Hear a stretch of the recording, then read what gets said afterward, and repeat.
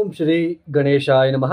ఓం శ్రీ విష్ణు రూపాయ నమ శివాయ. నమస్కారం అండి. ఇక్కడ 2024 అక్టోబర్ మాసంలో ద్వాదశ రాశి వాళ్ళ మాస ఫలితాలు ఎలా ఉన్నాయో తెలుసుకుందాం. ముందుగా ఎవరైతే ఈ వీడియోని చూస్తున్నారో లైక్ చేయండి, షేర్ చేయండి, సబ్స్క్రైబ్ చేసుకోండి.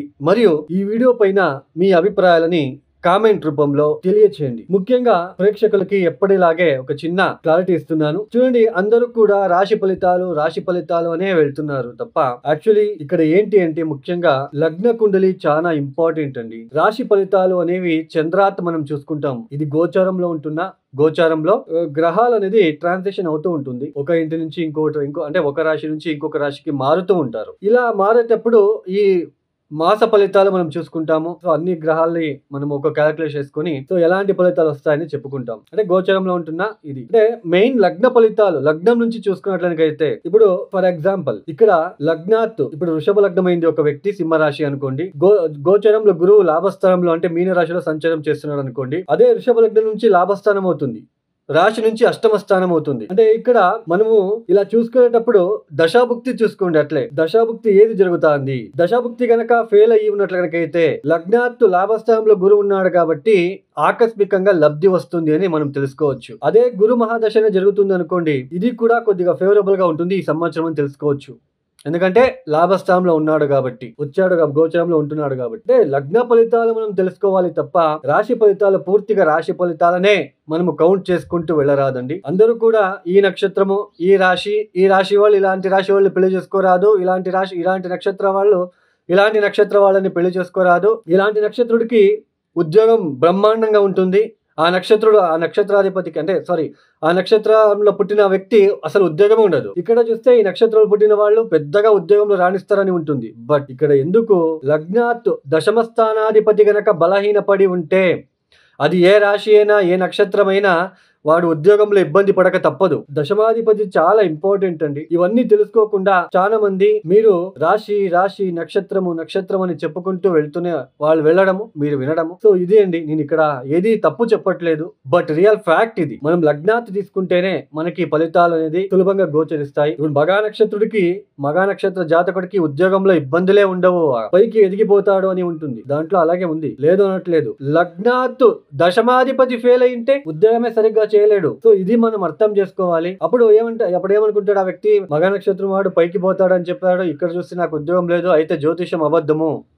సో ఇలా చాలా మంది ఎందుకు ఇక్కడ అయిపోతుంది అంటే ఉత్త రాశి ఫలితాలు ఈ నక్షత్రం వాడు ఎదుగుతాడు, ఈ నక్షత్రం వాళ్ళు సినిమా ఫీల్డ్ లో ఎదుగుతాడు. అసలు సినిమా ఫీల్డ్ లో ఎదగాలంటే మీకు జాతకం ముఖ్యం. జాతకంలో ఉంటున్న గ్రహస్థితి, శుక్రుడు ఎక్కడున్నాడు, రాహు ఎక్కడున్నాడు, నవమాధిపతి ఎక్కడున్నాడు, దశమాధిపతి ఎక్కడున్నాడు, ఇవి ఇంపార్టెంట్ ఇవి. సో ఇలా మనము ఓన్లీ రాశి ఫలితాలు, ఓన్లీ నక్షత్ర ఫలితాలు కాకుండా ఇవన్నీ పక్కన పెట్టేసి లగ్నాత్ చూసుకోండి. తెలియని వాళ్ళకి తెలిసేలా చేయడమే నా ఒక ఇంటెన్షన్. ఇక్కడ ఏది నెగిటివ్గా చెప్పట్లేదు, ఉన్న ఫ్యాక్ట్ మాత్రమే చెప్తున్నాను. అయితే ఈ యొక్క అక్టోబర్ మాసంలో 2024 అక్టోబర్ మాసంలో గ్రహ సంచారం ఎలా ఉంది తెలుసుకున్నట్లయితే గురువు గారు ఈ మాసంలో అంటే 9వ తేదీ నుంచి వక్రించి సంచారాన్ని ప్రారంభం చేస్తున్నారు.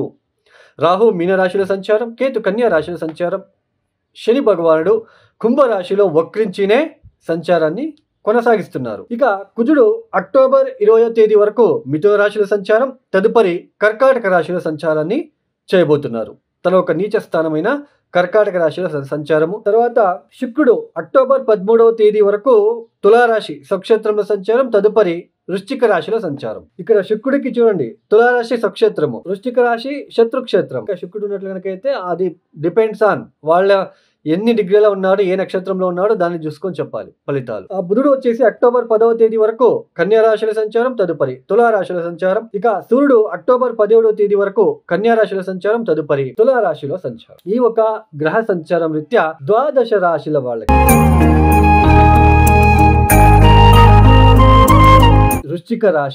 వృశ్చిక రాశి వాళ్ళకి ఏ గ్రహాలు యోగిస్తున్నారు అని తెలుసుకున్నట్లయితే ముఖ్యంగా లాభస్థానంలో సంచారం చేయబోతున్న కేతు, సూర్యుడు కూడా అక్టోబర్ 17 వరకు మాత్రమే లాభస్థానంలో సంచారం, తదుపరి వ్యయస్థానానికి వచ్చేస్తాడు.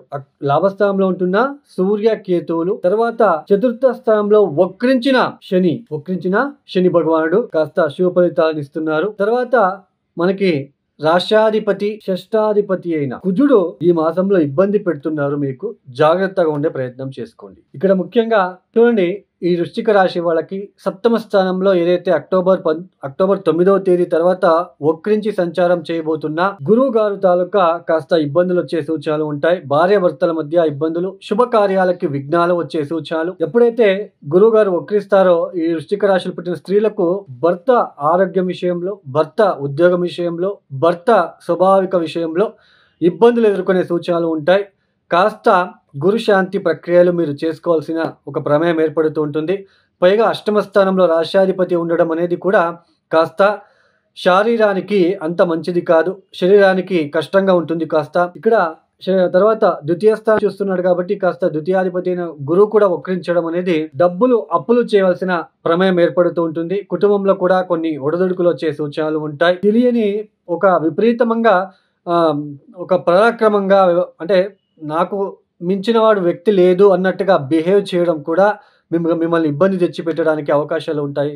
తో కాస్త జాగ్రత్తగా ఉండే ప్రయత్నం చేయండి. తర్వాత కుజుడు అక్టోబర్ 20వ తేదీ తర్వాత నవమానికి వచ్చేస్తాడు, అంటే నీచ స్థానానికి రావడము. తర్వాత సప్తమాన్ని, అంటే ఇక్కడ తృతీయాన్ని సప్తమ దృష్టితో, చతుర్థాన్ని అష్టమ దృష్టితో చూడడం అనేది ఇంట్లో లేనిపోని తగాదాలు కావచ్చు, లేదా ఇక్కడ ముఖ్యంగా తల్లికి తండ్రికి ఆరోగ్య విషయంలో ఇబ్బందులు, వృత్తి విషయంలో ఇబ్బందులు, ఇలా కొన్ని ఇబ్బందులు వచ్చే సూచనలు ఎక్కువగా గోచరిస్తున్నాయి. ఖర్చులు పెరగడము, 1000 రూపాయలు ఉంది అని లగ్జరీ కోసం ఖర్చులు చేయడము, అనవసరమైన ఖర్చులు పెరుగుతూ ఉన్నాయి. వ్యయస్థానంలో ఉంటున్న శుక్ర బుధులు ఉంటున్నారు కాబట్టి, తర్వాత సూర్యుడు కూడా రావడం అనేది ఖర్చులు ఎక్కువగా పెరిగే సూచనలు ఉంటాయి, నష్టం వచ్చే సూచనలు ఉంటాయి. కాస్త జాగ్రత్తగా ఉండే ప్రయత్నం చేయండి.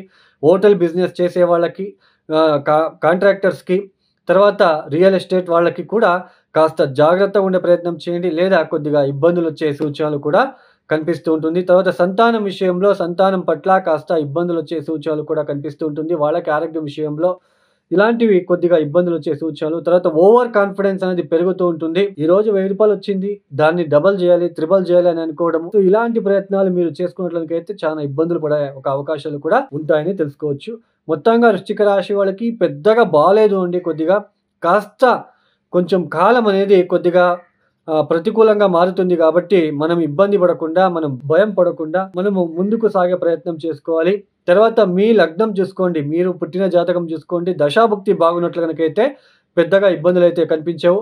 అయితే ఇక్కడ ముఖ్యంగా మీరు చేసుకోవాల్సిన ఒక పరిహారాలు ఏంటి అంటే, వృశ్చిక రాశి వాళ్ళు తప్పనిసరిగా సుబ్రహ్మణ్య ఆరాధన, సుబ్రహ్మణ్య స్వామికి ప్రతిరోజు 11 ప్రదక్షిణలైన వేసుకోవడానికి ప్రయత్నం చేయండి. తర్వాత సుబ్రహ్మణ్య కరవళంబ స్తోత్ర పారాయణము, తర్వాత ప్రతిరోజు సిద్ధమంగళ స్తోత్ర పారాయణము తప్పనిసరిగా చేసుకోవడానికి ప్రయత్నం చేయండి. తర్వాత ప్రతిరోజు కూడా మానకుండా గురుచరిత్ర పారాయణము, లేదా నవధాన్యాలని 9 రోజులు వరుసన రాత్రిపూట నానబెట్టేసి పొద్దున్నే బెల్లం కలిపి రోడ్ సైడ్ ఉంటున్న, ఆహారం లేకుండా ఉంటున్న ఆవులకి, ఎద్దులకి తినిపించడానికి ప్రయత్నాలు చేసుకోండి. తర్వాత గురువులని గౌరవించుకోవడానికి ప్రయత్నం చేయండి. వాళ్ళకి కృతజ్ఞత భావంలాగా మీరు కొద్దిగా కృతజ్ఞత అర్పిస్తున్నట్లుగా మీరు కొద్దిగా వాళ్ళకి ఏదైనా సహకారాలు అందించడానికి ప్రయత్నాలు చేసుకున్నట్లయితే, లేదా వృద్ధాశ్రమాలకు వెళ్ళి వాళ్ళకి ఏదైనా సహాయ సహకారాలు అందించడానికి ప్రయత్నాలు చేసుకున్నట్లయితే కాస్త రిలీఫ్ కనిపిస్తుంటుంది. ఈ యొక్క వీడియో మీకు నచ్చితే లైక్ చేయండి, షేర్ చేయండి, సబ్స్క్రైబ్ చేసుకోండి. సర్వే జనో సుఖినో భవంతు. ధన్యవాదములు.